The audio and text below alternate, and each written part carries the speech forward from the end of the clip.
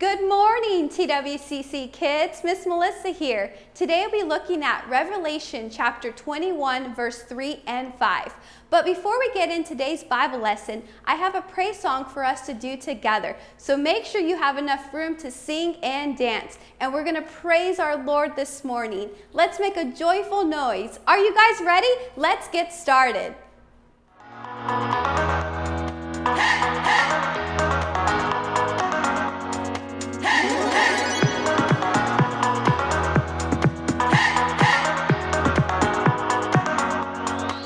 This is my faith, this is my focus, all of my days. I know where my hope is, I'll live it loud, I'll shout the chorus, because I know, oh, you're always for us. And even when it's hard for me to see, I will trust in you, I will believe. And even when it's hard for me to see, I will trust in you, I will believe. And keep on looking to you for where I'm going, knowing you go there too. I'll keep on looking to you. I fix my eyes on you. You are my only focus. You are my only focus. You are my only focus. I fix my eyes on you. This is my faith, this is my focus, all of my days. I know where my hope is, I'll live it loud, I'll shout the chorus, because I know, oh, you're always for us. And even when it's hard for me to see, I will trust in you, I will believe. And even when it's hard for me to see, I will trust in you, I will believe. And keep on looking to you for where I'm going, knowing you go there too. I'll keep on looking to you. I'll fix my eyes on you. You are my only focus. You are my only focus. You are my only focus. I fix my eyes on you. On you, oh yeah. Woo! You ready? Come on, let's go. Hands in the air, hands in the air. I know you're there, I know you're there. Anywhere, oh. Anywhere. I fix my eyes on you, you. Hands in the air, hands in the air. I know you're there, I know you're there. Anywhere. I fix my eyes on you. And keep on looking to you for where I'm going, knowing you go there too. I'll keep on looking to you. I fix my eyes on you. You are my only, you are my only focus. You are my focus. I fix my eyes on you.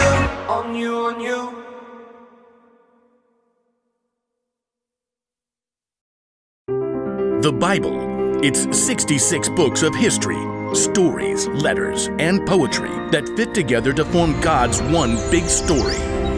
The epic adventure of how He created us and loves us so much that He made a way to rescue us. As we travel through the Bible, from Genesis to Revelation, we discover people who met God and found their lives changed forever. Now, for an amazing story, inspired by the book of Revelation, chapter 21, verses 3 to 5.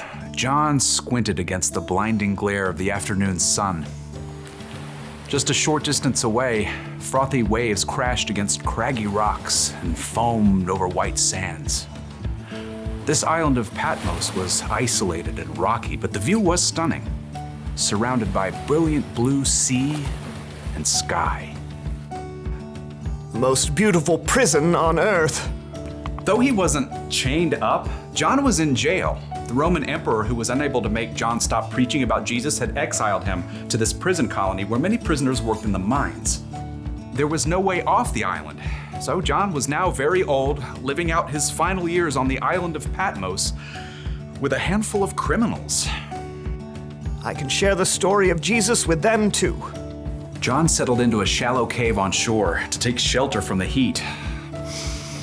He closed his eyes. I've seen so much. John had lived longer than any of the other of Jesus' disciples. He had watched the early church grow while the story of Jesus spread fast and bright as wildfire. But he had also seen terrible things happen to those who believed in Jesus. In fact, many people died just for talking about Jesus. We saw everything Jesus did. We can believe he'll be with us forever, even through death. Despite the threats and persecution, more people than ever were following Jesus. God's story was traveling from one end of the world to the other, just like Jesus said it would. I wonder why I've been allowed to live this long. In the cool of the shallow cave, John began to relax. His head was nodding until a voice like a trumpet sounded behind him. Write on a scroll what you see. John blinked. Was he awake or dreaming? Wait, what? I don't see. Oh. Turning, John saw Jesus himself, his eyes blazing with intensity. Do not be afraid. I was dead, but look, I am alive forever and ever. Write about what is happening now and what will happen later. John's mind worked quickly, trying to grasp what was happening. It appeared that God was trying to show him a picture of things that would happen in the future, and he wanted John to write them down and show them to others so that they could believe too. Yes, Lord. Do you mind if I grab a scroll? Oh, and a quill. I don't want to forget anything. John watched, amazed, as God showed him many things that were coming. Some were wonderful. Some were terrible. Some were mysterious. After the vision ended, John began a letter to several of the new churches. I, John, am writing this. I am a friend who suffers like you. As members of Jesus' royal family, we can put up with anything that happens to us. John explained every strange and amazing thing he had seen. Some of it made him tremble. Others wouldn't make sense until the right time had come. But the last part of his vision, That's the very best part. I can't wait to write all about it. God had shown John how the whole story will turn out for everyone who believes in Jesus. Carefully, he recalled all the incredible things he'd seen. How am I going to do this? I mean, there's no way that words can capture it. But I have to try. It's just a picture. Until they get to see for themselves how real and breathtaking it will be.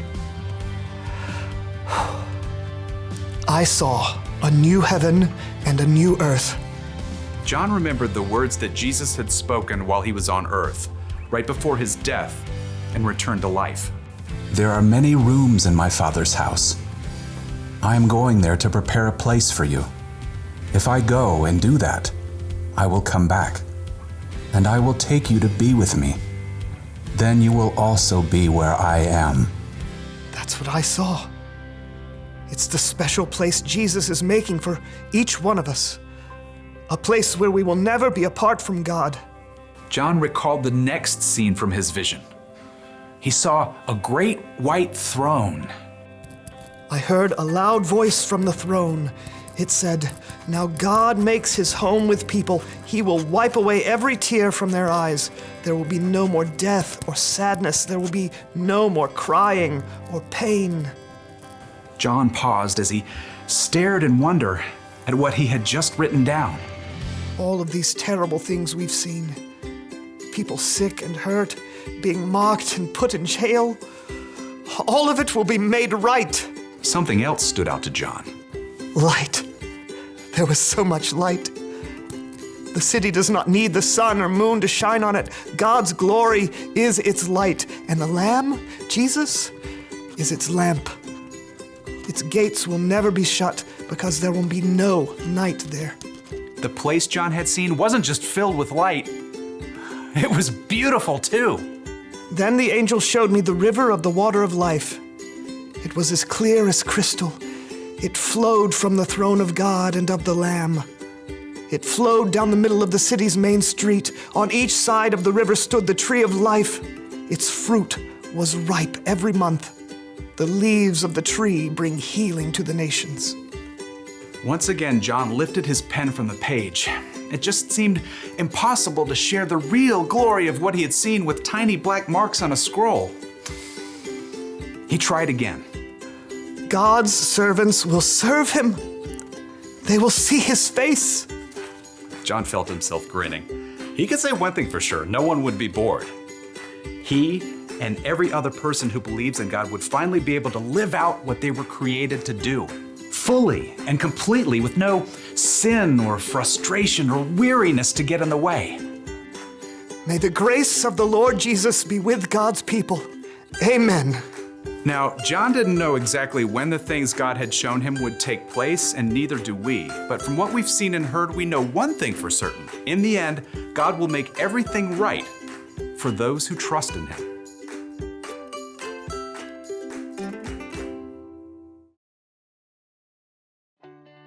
Whoa! Would you look at that? That doesn't look like cheese at all. I love getting a glimpse of things I'm not used to seeing every day. Like today's story. We got a little glimpse of what the future could be like. When Jesus was on earth, he said if anyone puts their faith in him, they'll have a relationship with God that will last forever.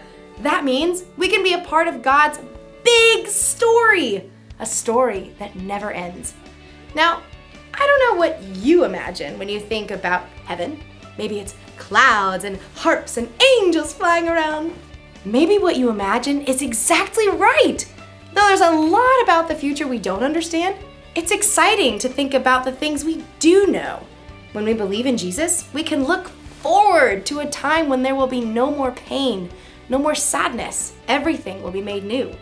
We will be fully alive with God in a way we can't even imagine. That's the one thing to remember today. Following Jesus will turn out greater than you can imagine. Having a glimpse at the future can give us hope here in the present. When we're worried about something or someone, or when we're sad or in pain, we know the bad things won't last forever. God has a future plan for us that we can truly focus on. Speaking of, let's see what this thing is focused on now. I don't believe it! Space cats! Oh. Gotcha! Thanks for hanging with me in the lab, and keep focusing on the important stuff. See you later.